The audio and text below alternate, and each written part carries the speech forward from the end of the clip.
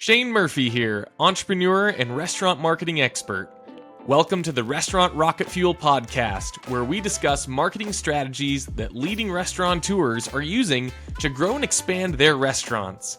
This podcast is sponsored by Boostly, the text marketing company that works with every point of sale and online ordering vendor in the industry. No contracts, no monthly fees. Learn more at boostly.com. Welcome back, everybody. Today we are joined by Andrew Nikash, the co-founder and CEO of First, which is an all-in-one delivery operating system for restaurants. And they really focus on helping customers take back control of their delivery operations and reduce the cost of the delivery for their business. Andrew, I am super excited to have you on the show today. We've known each other for a bit, and you have a lot of insights to be able to share with restaurant owners. So thank you for coming on today. Yeah, no, thanks for having me. Appreciate it, Shane. Yeah, maybe before we dive too far into the meat, can you tell us a little bit more about you and your background, and maybe give a brief explanation of what First does and the problems that you guys set out to solve?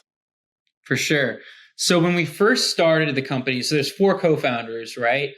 2 of us are technical, 2 of us are non-technical. I'm non-technical. And when we first started the company, we were actually doing the delivery. So we had our own delivery drivers, right?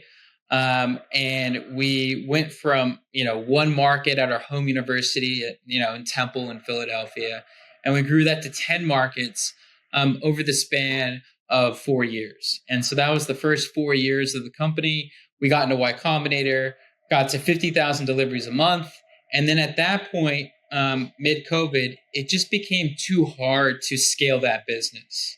And at the same time, DoorDash Drive, Uber Direct, Relay, and lots of other fleets started opening up their delivery APIs. And we said, okay, there's a better opportunity to build a software business. So what we do today when we work with restaurants is we connect all their ordering channels. It doesn't matter where they get orders from.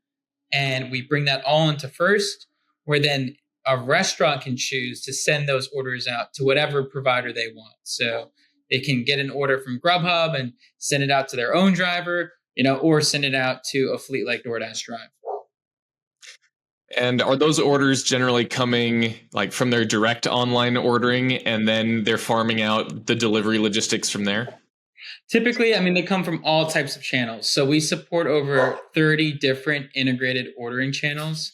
If you hear a dog barking in the background, my dog must be hearing something outside. You're good. No worries. Awesome. And so maybe to kind of go down this path, like third-party delivery has shifted a lot over the last 5 to 10 years. What role has third-party delivery played in restaurant marketing, and how has that shifted? Yeah, so I think that the way when third-party delivery first started coming to the market, it was all incremental, right? And then COVID happened, and it was no longer really incremental. It became like a big part of their business, right? And so what you've seen restaurants do today now is they primarily just mark up their prices, right? The consumer ends up paying a lot more, they end up paying those commissions more or less.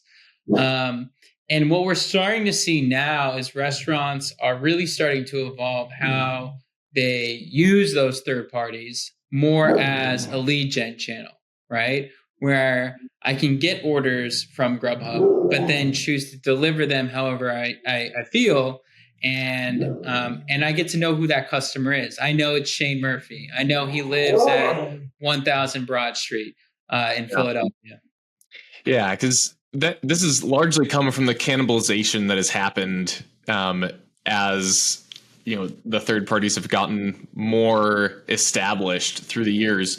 Can you speak to that a little bit? How has order cannibalization happened, and what does that actually mean? Yeah, it's a good question. And really, so what it means is that, that customer who used to just maybe, order pickup, or used to call the restaurant, right, to place an order instead, right, has shifted to becoming essentially a customer for a third-party delivery app, right? It's been easier. These apps make it really easy to order. They make it really easy to reorder, and and if they're going to deliver a better customer experience, right? It's harder for restaurants to still own that relationship, and that's really kind of the challenge that restaurants face. How can they deliver a better customer experience when you order direct versus when a customer orders on a third party? And why is it so valuable for the restaurant to have like the direct relationship and like have access to their customers' contact information? Why is that valuable? Yeah, I mean, I think it's like the thing that's crazy is that like you're even asking that question, right? Is like, how is this even a question? Like, imagine if this was any other industry, right? And you didn't know who your customers were. Like, I couldn't imagine running a business where I would say, okay, well, my revenue is up, but I don't even know who my customers are. Just think about how crazy that is. I mean, that doesn't happen in any industry, in any business relationship where you have customers and don't know who your customers are, but you just see money coming into your bank account. Yeah, it's wild. And it's a really unique industry because, you know, the restaurants, they always view the end guest as their customer, but the third parties view the people ordering through the platform as their customer and not the restaurants. And so there's this conflict between restaurants and the third parties on whose customer is this really? And you know, in many cases, the third parties have kind of carved it out and said, yeah, if they're ordering from us on a marketplace, it's not your customer. They're just a dollar in your bank account, but we're going to keep marketing to them and getting them to order through us, not from you directly. And that might mean they're ordering for the pizza place next door a week from now instead of your restaurant. Right. Which I don't know.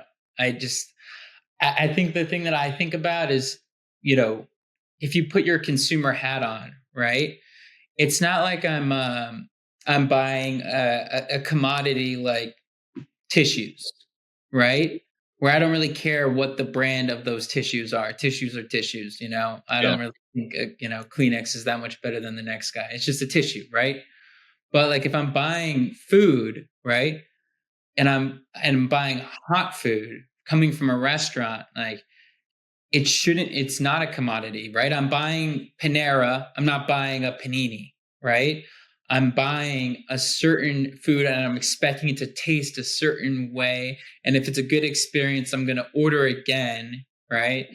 And I think that's the fundamental difference. You know, they're not. You can't just say the argument that they're a wholesaler, right? Because if they're a wholesaler and they're just selling pizza, right?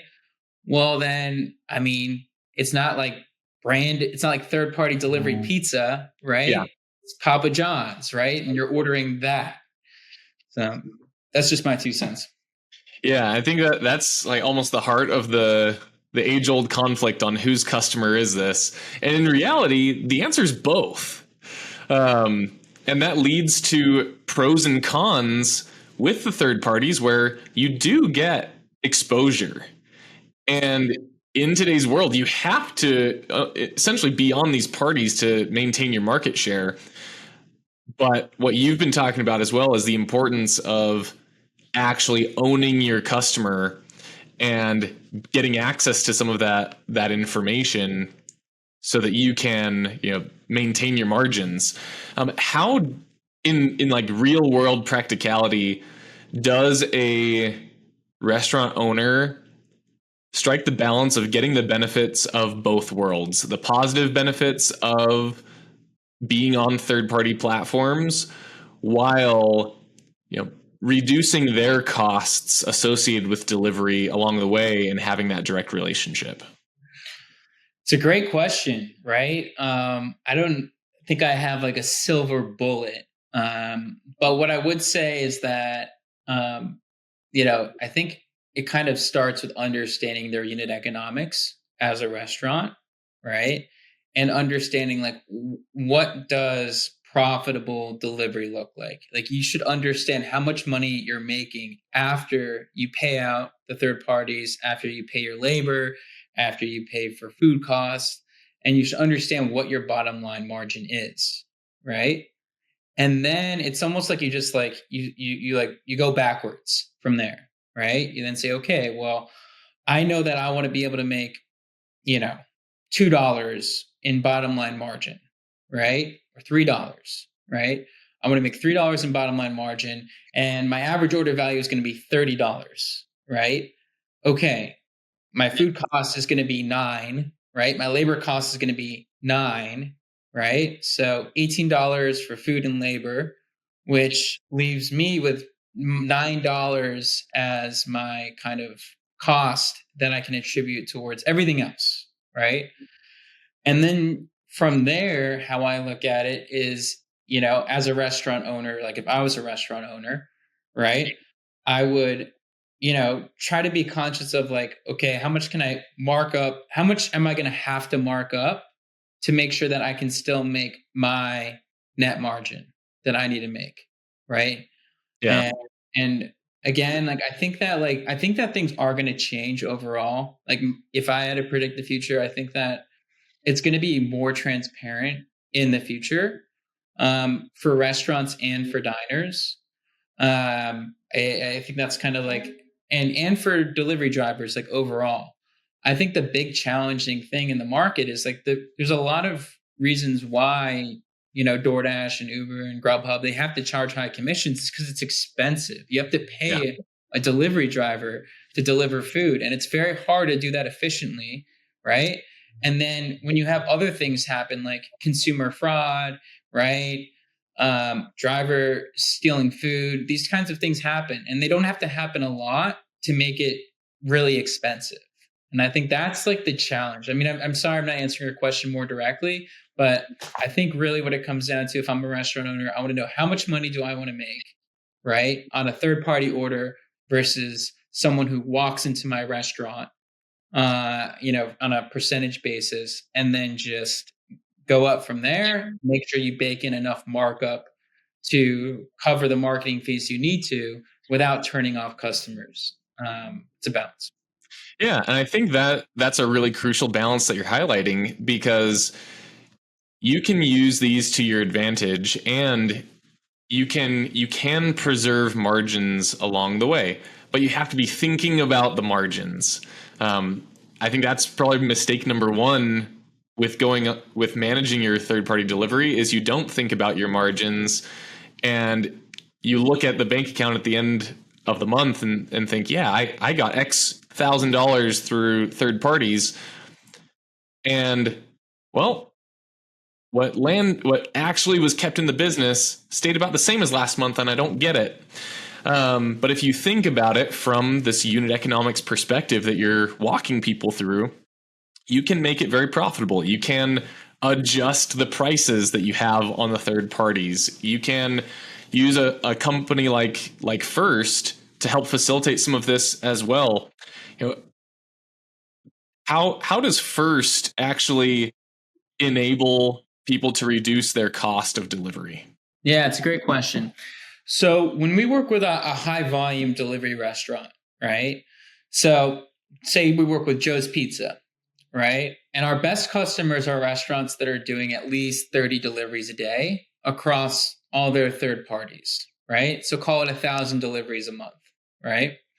And we have some customers that will do single locations that will do 3,000 orders a month, right? They're doing 100 deliveries a day, and those are our favorite customers, our best customers, and it's where our product works best, Yeah. right? And so for example, we have a restaurant in Chicago. I didn't get their consent, so I won't name them on this call, but they do 100 deliveries a day across all the third parties, right? And so they do enough volume where they can actually deliver.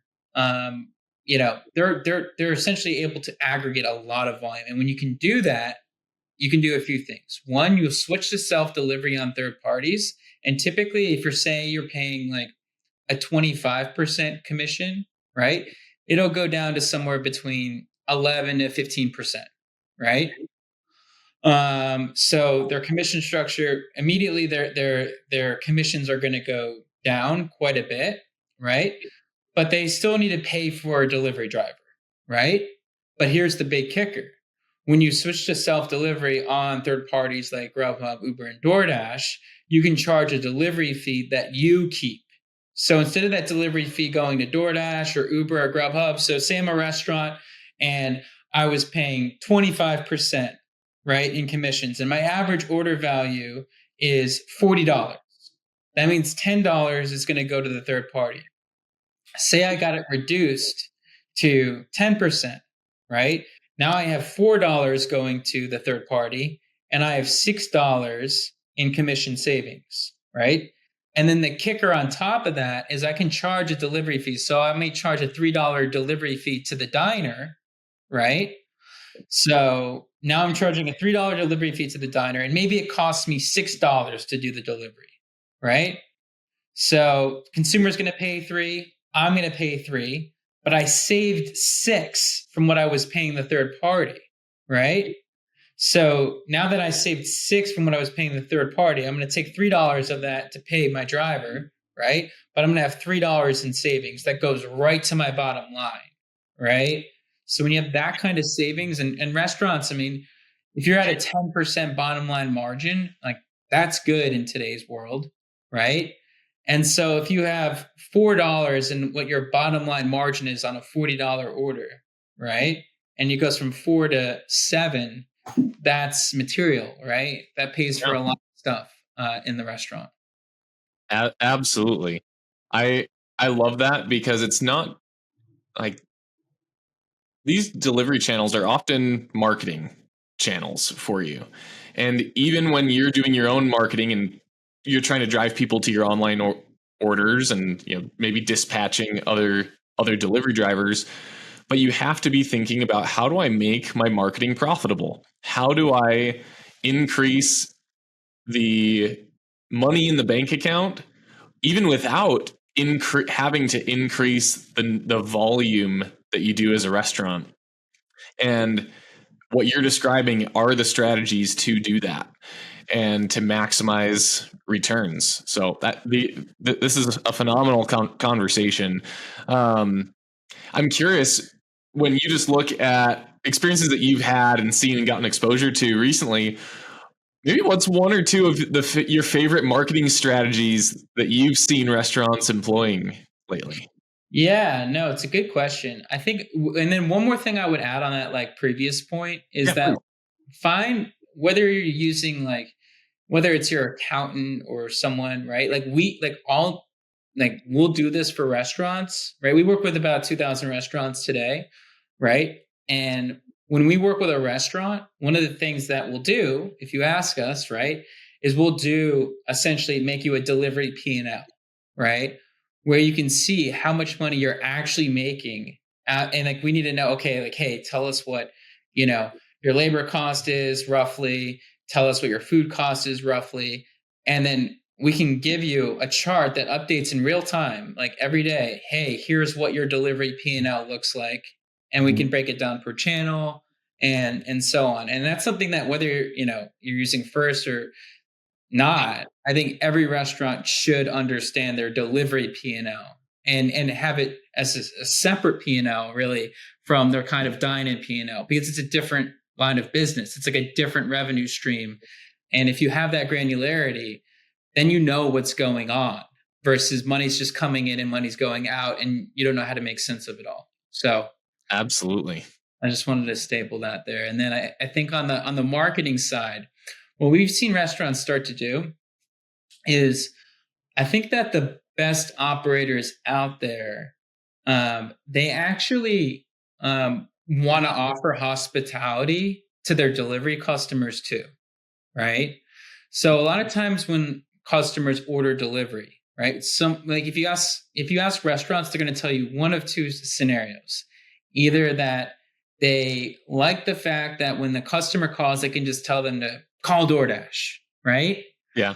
Or they're in the other camp where they don't like when the customer calls because they feel like they're powerless and they can't do anything about it, right? And then the customer just might never order from me again. We like working with restaurants in the second camp, like the restaurants that actually want to have relationships with their delivery diners. Like those are the customers that we like to work with, and they Yeah. like to work with us, right? And the ones that do that, that say, hey, I'm actually going to take control over these relationships, right? Versus just telling them to just call DoorDash when they have an issue.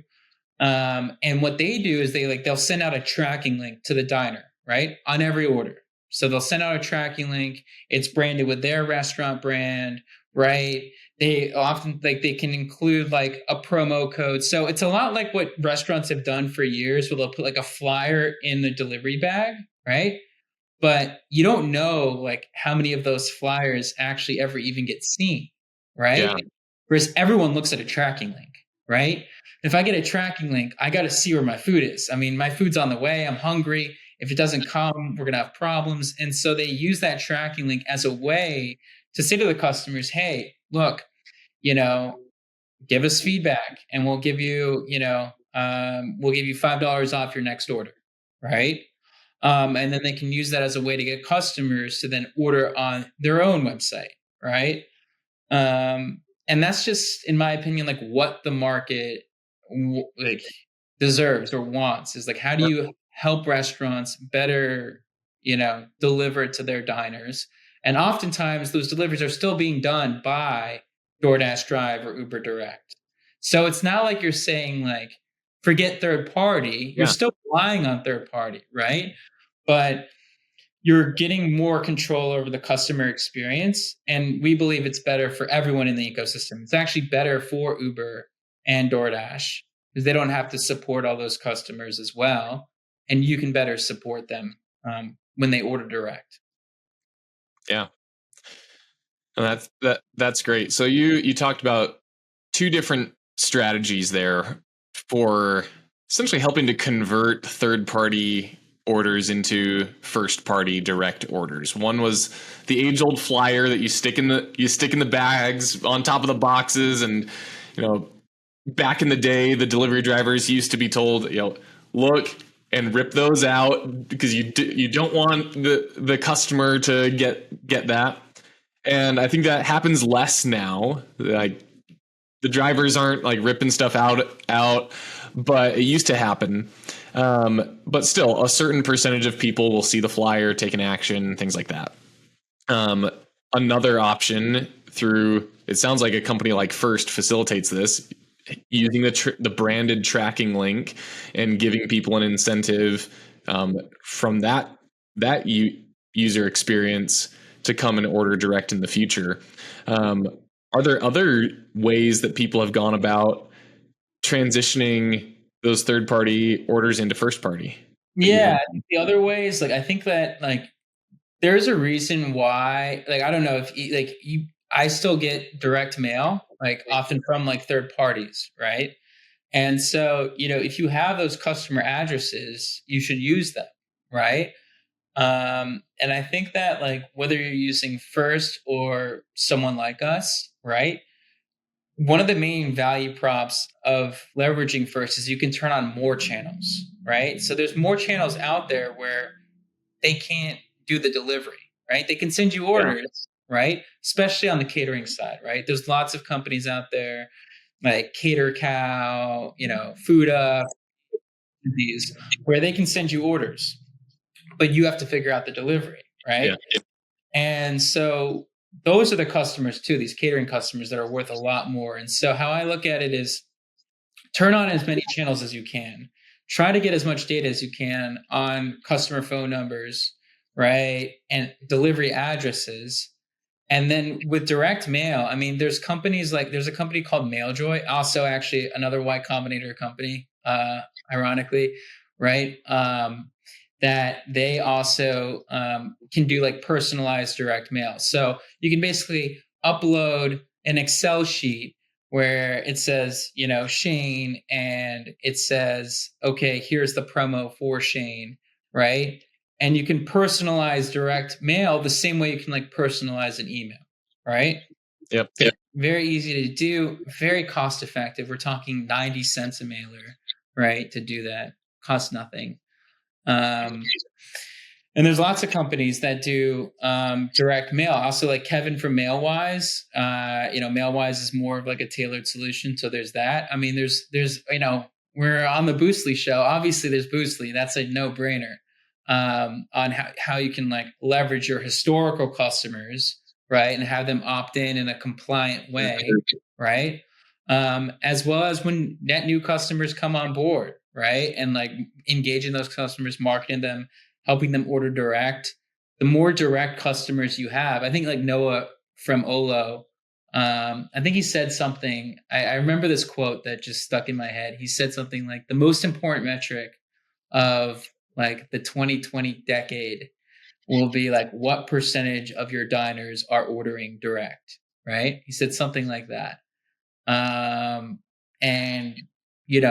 we have like a small partnership with Olo, but when he said that, that was something that resonated with me deeply because I think it's so important for a restaurant to know who their customers are and protect like any kind of long-term risks because you never know how the future is going to unfold, and you should know who your diners are and try to get as many of them ordering from you as possible. Certainly. Andrew, this was really great. You put a lot of information out today, and really appreciate you sharing your knowledge and experiences. How can people follow you and learn more about First at the same time? Yeah, you can find us on LinkedIn. That's the easiest. If you just search First Delivery, it'll come up fast. You can also, we go to quite a few shows every year, so you can find us there. Reach out, Andrew at firstdelivery.com. Easy enough. And yeah, would love to, partner with more restaurants who want to do more to get more customers ordering from them. Fabulous. Thanks so much for joining us today. It was great having you. Thanks. Take care, Shane. Appreciate it. Thank you for joining us for another episode of Restaurant Rocket Fuel. And thank you to the amazing restaurateurs that work so hard to provide an amazing guest experience for our communities. Again, this podcast is sponsored by Boostly. To see how we can drive more revenue to your business, visit boostly.com. Don't forget to subscribe and go out there and maximize the potential that you and your business have in front of you.